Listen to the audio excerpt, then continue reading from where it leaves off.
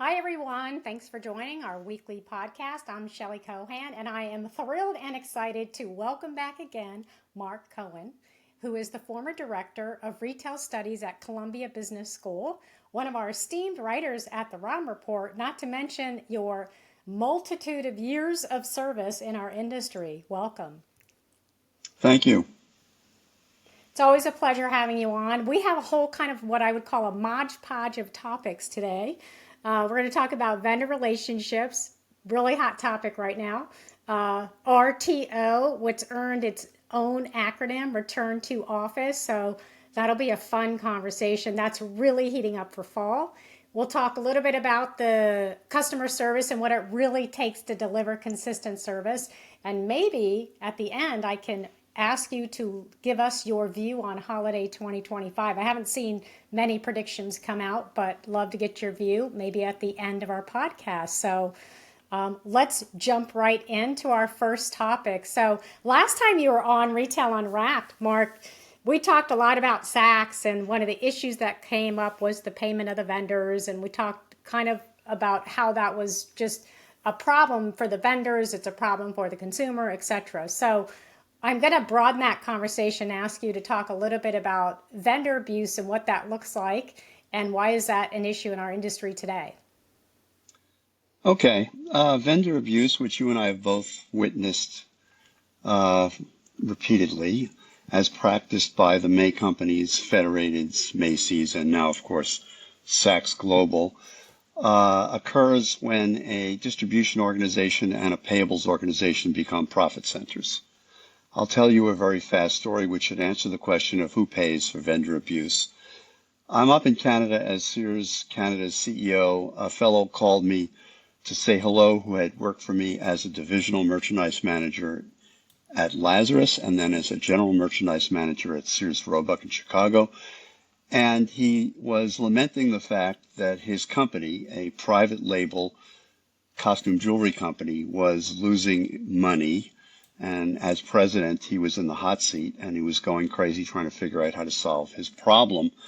And I said, Bill, what's the problem? He said, well, my biggest account, which I believe then was May Company, is basically dunning me 5 to 7% every time we ship them any goods. The Oh, label's in the wrong side of the box. They claim a shortage, which I know is bogus because he personally packed some of the cartons, et cetera, et cetera, et cetera. And he said, I just can't get through to them. Phone calls, lawyers' letters, nothing seems to result in a solution. We're basically getting killed. And I said, well, Bill, shame on you. There's a very simple solution. I'm surprised you haven't arrived on it. And he said, well, if you can share the solution, I will buy you a car. And I said, you don't have to buy me a car, but here's the solution. Just raise your prices 7 to 10%. Don't do it out loud. Don't publicize it. Don't describe it out loud. Just do it. Do it slowly, but embed in your price list a countervailing increase in cost to be borne by your client who basically is going to have to pass it along to the customer. And he said, well, can it be that simple? And I said, just do it. Anyway, 3 or 4 months later, he called and asked me what color car I wanted. At the end of the day, it's a yeah. burden on the cost of goods sold. It's an artificial burden. It's an arbitrary burden, and the consumer at the end of it all pays the price. It's so true. And I remember I actually was in charge of chargebacks at Macy's for a period of time. Remember Macy's West back in the day when it was its own Yes. division? And so one of the things we did was charge back vendors for exactly what non-compliance of price tickets, hangers, excessive packaging, et cetera, which is fine if you have a clear standard and it's upfront and the vendors have it. It becomes problematic when you become excessive with it. One, so you're charging for things that aren't there, like the person that contacted you. And the other thing that becomes problematic in terms of the chargebacks is it creates like animosity between the retailer and the vendor. And if the retailer doesn't fix it, so say for example, you charge them back for not ticketing correctly, but then the retailer never did ticket it correctly, then you're charging them for labor that you didn't incur. So it can get very messy in terms of the chargebacks for sure. Well, the ultimate vendor abuser today is, of course, Saks Global, which has the audacity to not actually pay for the merchandise it receives, and then promise that it will pay, and from what we've read, fail to honor that promise. So I don't know where this is going, but to say they can't stay in business if they continue to behave this way. And remember, Mark, that's on top. I don't know if you remember this, but I'm going to say in the early 2000s, I don't have the specific year, it was after I had left Saks, but Saks got in big trouble for chargebacks. I don't know if you remember that, but there was a huge issue where vendors kind of went after Saks for these kind of falsified chargebacks. So you layer that on top of what's happening now, and you have to wonder what that vendor relationship is looking like over time. I don't know if have they ever really treated their vendors well. Likely not. And of course, it becomes an enormous a source of fraud. Fraud which has occurred here in the United States. There was a scandal at Tesco in the UK involving, among other things, chargeback behavior. So it is what it is. It's an indication of poor management and lack of ethical operations. I think it goes back to transparency too. There's has to be clear transparency. And I know now with the tariff situation that's happening, a lot of the contracts when they were written to purchase goods, just overall in retail, they didn't really account for a substantial raise in tariffs when the goods crossed the line. So again, that's another opportunity when you talk about vendor relations for vendors and retailers to work together to figure out how to go about this uptick in cost of goods at the borderline with the excessive tariffs. So it's not, I think it's an opportunity for vendor relations to kind of improve by working together on a problem both are facing. And you're right, it ends up being the consumer that ends up paying for it. Well, hope for the best, expect the worst, however. Right. All right. So anything else on vendor relations and I think you have to dance with the one who brung you.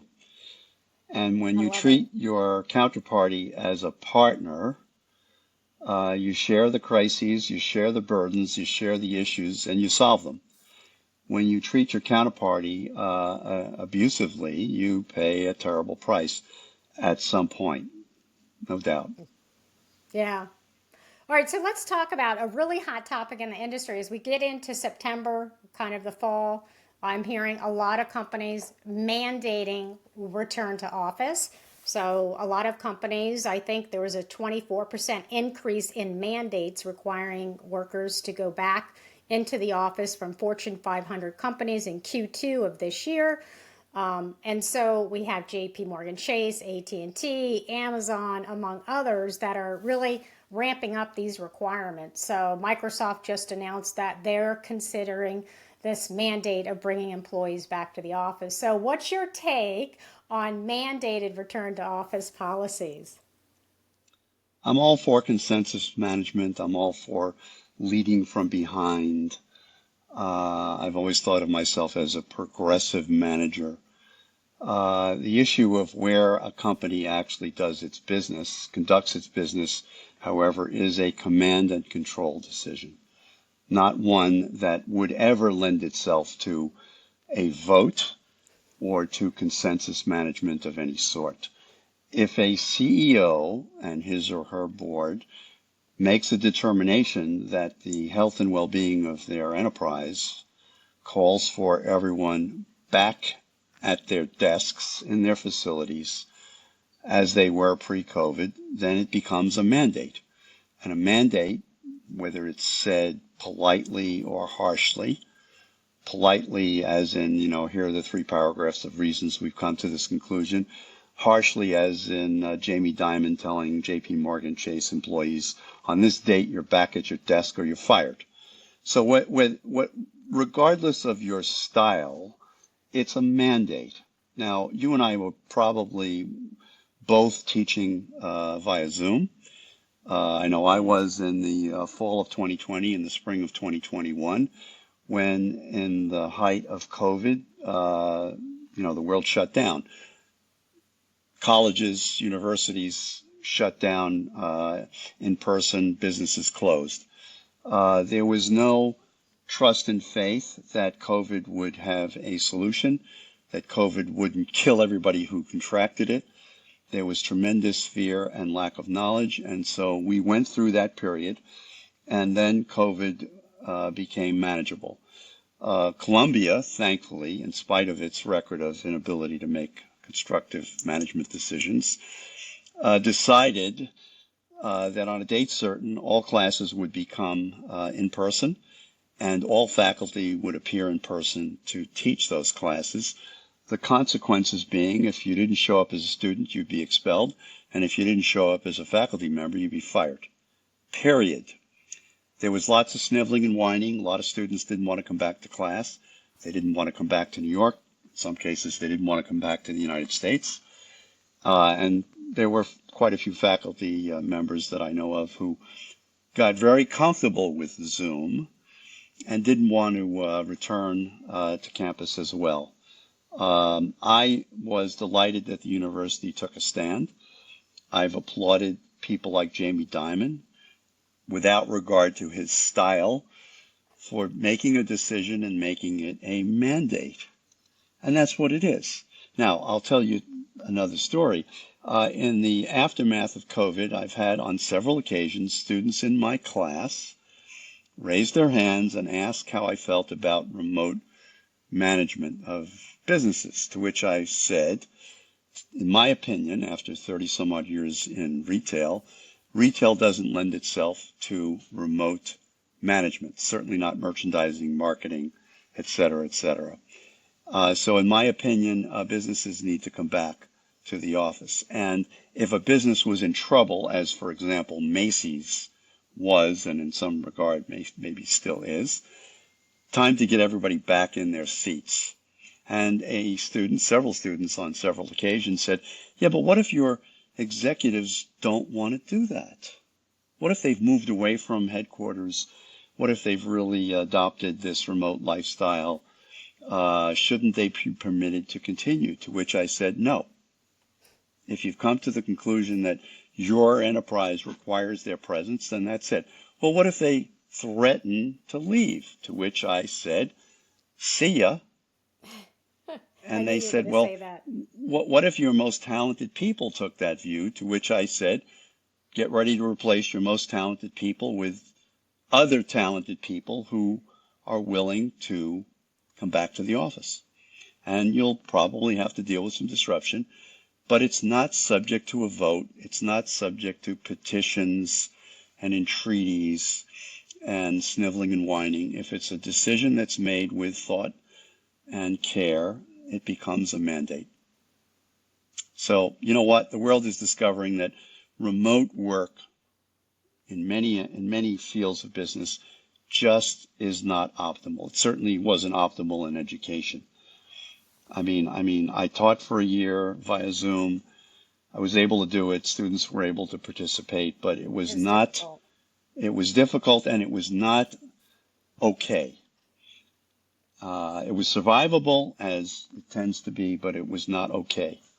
And running a business, if you deem it to be important for your folks to be in one place or in headquarters locations, is a decision you just got to make via decree. And so I applaud those who've stepped up. I am dismissive of those who still are kind of playing footsie and being tentative about this. Well, I think part of the problem is I just don't see Gen Z and Gen Alpha. By the way, Gen Alpha entered the workforce this year. I just don't see these cohorts agreeing to these mandates. And I kind of liken it to back in the day when you and I were working the sales floor and being sales managers. I worked 6 days a week during, many parts of the year. It was 12, 13, 14-hour days. I worked 3 out of 4 weekends. our generations today, they're not going to do that. They're just not going to do that. So when we say we're going to mandate that these generations absolutely come back to work, I believe it's going to just create this pushback and this tension between management and the workers.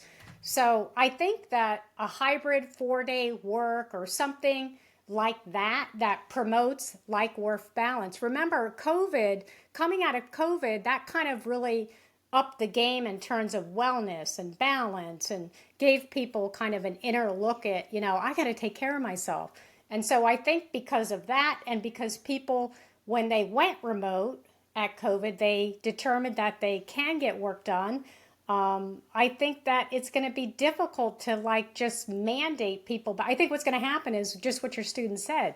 You're going to lose top talent. And right now, top talent's going to be harder and harder to get, especially in retail, which is already a difficult field to get into and to thrive in. So I think that these companies really have to look at their own cultures, see what's right for them, and go about this kind of return to office in a different way than just putting out these mandates. And this is really geared toward, retail corporate office, not the retail store environment, obviously. I just don't think workers are up to getting these mandates. And I know you think that it's not like consensus, but these new generations, they want to vote, they want to say in how the companies run, and they want to be able to be heard.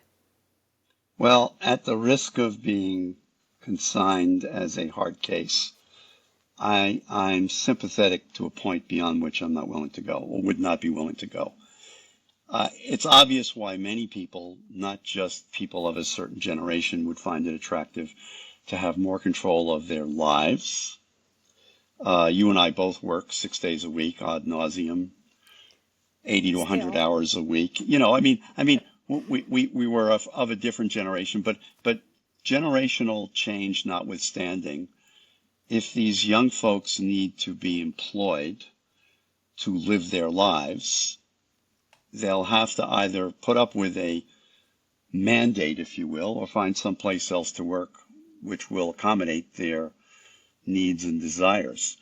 I don't believe there's a choice here in many industries and many businesses. So if you as a CEO can rationalize a hybrid model and make sure on behalf of your company that is workable, fine. But for many businesses, retail, for example, I don't believe a hybrid model is particularly workable or optimal. And I would say to Gen Zers or anyone else who's got a problem with this, find someplace else to work. Now, I would probably take a sympathetic view at the outset, communicate a mandate out in the future, make sure there are enough desks, laptops, Oh, desktops, and parking places available. And then on that day certain, you either show up or you're out. And that's it. And the organization needs to figure out the people who aren't going to show up and start dealing with the disruption that will inevitably create, and then move on.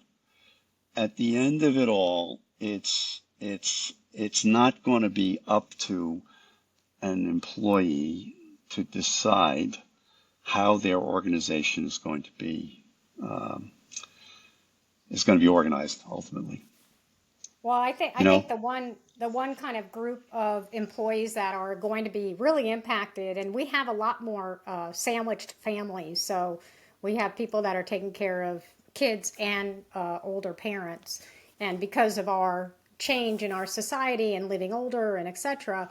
I think those families are going to have a very difficult time with the return to office mandate. So you have the I don't want to do it, and then you have the need based families that, kind of need more flexibility in their work day or in whatever work policies are set forth. no doubt, it's tough, and there's no binary solution here, that works for everybody. Um, but if you're running a business that you fervently believe requires full participation, then your responsibility is to the business, and that's just the way it is. and more companies are coming to that conclusion. Um, some late to the party, uh, but they're coming to that conclusion and they'll figure out how to make it work. Yeah. So, Mark, have you heard of coffee badging? Have you heard this new phenomenon that's happening? No, I haven't. So this is what's happening. So companies are putting out these mandates return to office. So you have people that will go to the company, scan their badge in, go upstairs, say hi to everyone, grab a cup of coffee, and then leave. So technically they were in the office. And it's kind of an interesting phenomenon. And there's actually a very large percent of workers that acknowledge actually doing this behavior of coffee badging. So I think there were 44% of hybrid workers in the US in a recent survey said that they just go in, they check in, and they're gone. And so what's happening is companies are now putting together policies, restrictions, monitoring. So you have all these policies and monitoring that's happening to track people to make sure that they're adhering to the schedules and they're adhering to the mandates and all of that. You are making my case. Look, when teaching Zoom and looking at a screen with, 60 or 70 faces, at the very outset, it became necessary to insist that everybody have their cameras on, as opposed to their photograph or a picture of their cat. And then because students were able to suborn some of that, we were encouraged to cold call, which I hated to do, but which made it clear that not only you were necessarily sitting in front of your Yeah, laptop and attending the class, but your camera and mic were on. right. And so, it is what it is. Look, people go to work in an office and they disappear for hours at a time. They go for a walk. True. They sit at their desk and they shop or they get in conversations with friends as opposed to doing their work. But look, I think most businesses require a structured environment. And most businesses that we read about that are coming to this conclusion are basically going to have to figure out how to hold their workforce accountable. And for all of those younger people or older people with either preferences or personal limitations, get over it. Figure it out. Life's a bitch. I think companies really have to look at not just a return to office mandate. They have to look at the whole kind of employee journey benefits package, what else they're offering, PTO, sabbaticals. It's all kind of a big cultural view, not just a one policy decision. So Right. Okay. let's switch gears. Unless you want to talk more about return to office, No, I think we sort of agree and not, but that's okay. we can agree to disagree, right? That's right. Well, so we can make a bet 5 years from now how much of the workforce will be hybrid versus not, and then we can check each other in 5 years. It's a That's deal. fun. All right, let's talk about customer service. You think it's expensive to deliver and expensive to fail to deliver. So let's talk about that.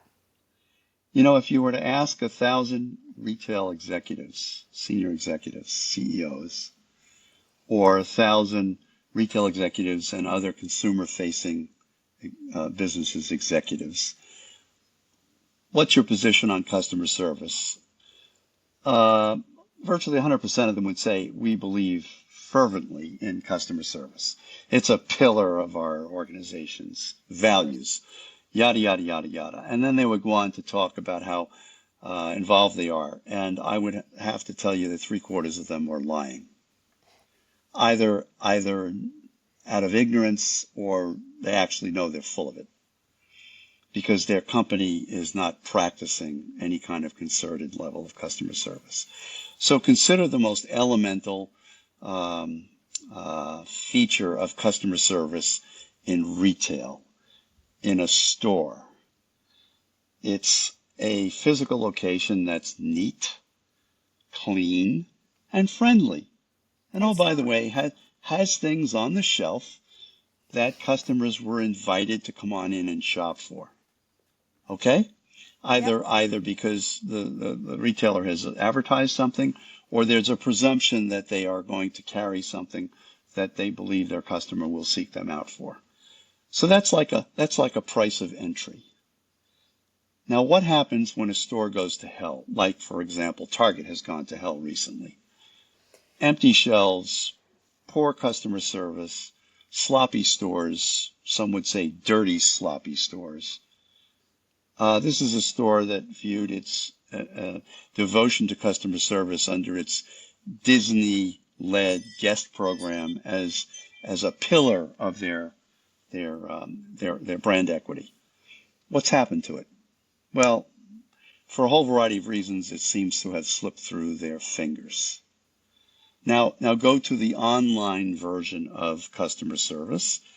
It involves presenting goods that are accurately portrayed photographically and by way of body copy. So what the customer sees is what they're going to get if they make a purchase decision. And the promise for delivery and price is implicit. If we say it'll be on your doorstep in 2 days, it's there. At the end of it all, it's all about meeting customers' expectations that you yourself set. And it is not rocket science, but it is expensive because it involves managing the bazillions of transactions that take place, which are human transactions typically, or pseudo-human, because there's a human on one side of the transaction and there may be another human servicing them, or there may be a system servicing them, but it's managing an expectation in an excellent fashion. It's difficult to set up excellence. It requires enormous vigilance and devotion, which is mind-numbingly difficult and expensive. But those who deliver reap the whirlwind, you know? Costco, for all that people say, well, it's just a warehouse, delivers my experience, outstanding customer service. Just outstanding. And they've always been of that view. Walmart was for a decade or more completely oblivious to it, and now they've gotten their act together. Target was the paragon of virtue, and somehow that's disappeared. At Federated, my background, customer service was a virtue that completely disappeared, and still is to some non-existent at Macy's. May Company was hit or miss, mostly miss. So for those who figure out how to deliver, there's tremendous success. Amazon is a paragon of virtue with regard to customer service. And that's not to say they're perfect, but they tend to portray things accurately. They tend to honor their promise by way of delivery. They tend to provide customers with a remediation path. And customers come away saying, well, I'm happy I did business with them and I'm coming back, as opposed to, I'll never shop with that store again, which is all too often the case when customer service is essentially non-existent. It's true. And Mark, I have to say that when you talk about this service model and how companies say we're customer centric, it's really only when you absolutely positively put the customer in the center of every single solitary decision your company makes that you can actually become customer centric. And the other thing I'll mention is that the consistency is difficult, especially with retail stores. It's consistent to execute excellent service in every store across all the fleet of stores. But I have to mention one company, and I just had this conversation the other day.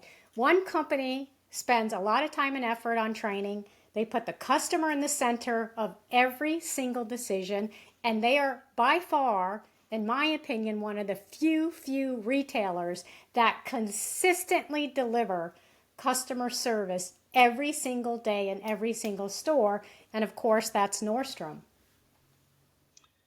let's hope they can hold on to that uh, um, characteristic now in the hands of a new owner. Um, as you know, they were the pinnacle of it all. They were the gold standard. I remembered Federated, one of the geniuses running Federated said, well, we can deliver their level of service just by adopting their compensation model. And I was a CEO of one of the divisions, and I had something very crude to say about that idea. I was also the CEO of a division whose customer service of the 7 divisions back in the day was number 8 or 9. And I was working with some very talented and committed executives who were customer service zealots. And my role in the mix was to turn them loose and provide them with the support they needed. And we became number 1. And we beat the hell out of Bloomingdale's. We beat the hell out of Burdines, both of whom felt that they were it. And when this view came down the pipe from on high, that all we needed to do was alter our compensation program, and we would be fine. That's just nonsense. You've got to recruit people whose predisposition is to provide service. You've got to, I would say, train. Others would say educate, but you have to give them a framework with which to work in. Not the least of which is an enormous amount of product knowledge and market understanding. And then you have to monitor the daylights out of their behavior. Reward them when they do what you want, and basically remove them when they don't, or counsel them, and if necessary, remove them when they don't. To your point, it's a transaction by transaction um, equity that you either have or don't. And all you have to do is piss off a customer once, and you run the risk of losing them and their family and their friends and neighbors forever. It's true. And I agree. Hire for attitude, train for skill. That's what you need to do. It's all about the attitude. So before we leave the podcast, I just want to get your take on holiday 2025. I know it's early, but I'd love to hear, what are you thinking for holiday 2025? What's it going to look like for retailers? To those who say currently, well, inflation is really not that bad and business hasn't seemingly been affected, I say all of those voices, either in print or as talking heads, are either, forgive me, just stupid or ignorant. The fact is, this trade war became live in early April. It's still completely unclear to what extent it will take hold. As recently as yesterday, Trump blinked again with regard to his relationship with China. Uh, the actual imposition of tariffs started a couple of weeks ago and will become increasingly evident as we move into the third quarter. I've been saying that since April. It's going to Yes. result in explosive increases in price, which will rival what we witnessed during COVID. And the economic effect of this is going to rival what we witnessed during COVID. Fortunately, COVID abated. A vaccine was created. It became manageable. Unfortunately, what this administration has created is going to have to run its course for at least 3 years, and then probably for some years thereafter, until this lunacy abates. But at the end of the day, how is it going to affect holiday? Look, higher prices mean lower sales. Lower sales mean poor performance. Poor performance means layoffs. Layoffs then fuel poor performance. We're in for a cycle of, I'm not an economist, if not recession, stagflation, certainly disruption. And I'm very happy I'm not running a business and forced to make day-to-day decisions on how to price things that are just starting to arrive at tariff levels that are impossible to predict on a day-to-day basis. I definitely think I agree, and I've said it too. You're not even going to see the tariff impact until Q3. And so, yeah, there's a lot of, I don't know, positive outlook on what's been happening over the year, but the prices just haven't been impacted enough. I do think that the low income and middle income consumers are going to be heavily impacted. I've already seen lots of surveys of consumers saying they're going to be cutting back on non essentials. So I do think it's going to put some concerns around the holiday selling period. I also think, on a more positive note, that AI is going to be a big feature this year for holiday 2025. I think a lot of shoppers will be using AI to help with gifting and understanding what's in the marketplace, best values, even curating shopping lists for family, that type of thing. So I think shopping could be more convenient with the use of AI. There'll be a lot of AI shopping assistance. One question I wanted to ask you, kind of related to the tariffs and what's happening going into the Q3 and Q4, and that is, do you think retailers, retailers, specifically Walmart, who's really upped their fashion game, in my opinion, over the past couple years, do you think that they're actually going to gain a new customer? Do you think that the more affluent customers are going to start trading down in non-essential purchases? Well, we've seen certainly since the 2008 recession, that when the consumer is under stress, they trade down. They trade down out of necessity. Their disposable income is fixed. It's limited. And so to shop, they have to trade down. They trade down in groceries. They trade down in apparel. They trade down in consumables of all sorts. Walmart will be the benefactor of having gotten its mojo together. I'm not going to say back, but certainly together across a whole variety of dimensions, including their fashion assortments. They're going to feast on the weakness of Target. They're going to feast on the weakness of stores like Kohl's, who basically are bobbing in the sea without a rudder. So Walmart, I think, will be fine. Costco is going to be fine, as it has always been. The middle ground folks, Macy's, Kohl's, I don't think they have much of a chance for a good holiday season. And then, of course, isn't it interesting that the luxury sector has been struggling all year? And what is it about 25, 30, 35% tariffs on European goods causing already inflated prices to rise yet more will make their business exciting? So you know what? It's going to be a very, very inconsistent and bumpy ride. And I hope when I said the word grim, I'm being hyperbolic here, but I don't think so.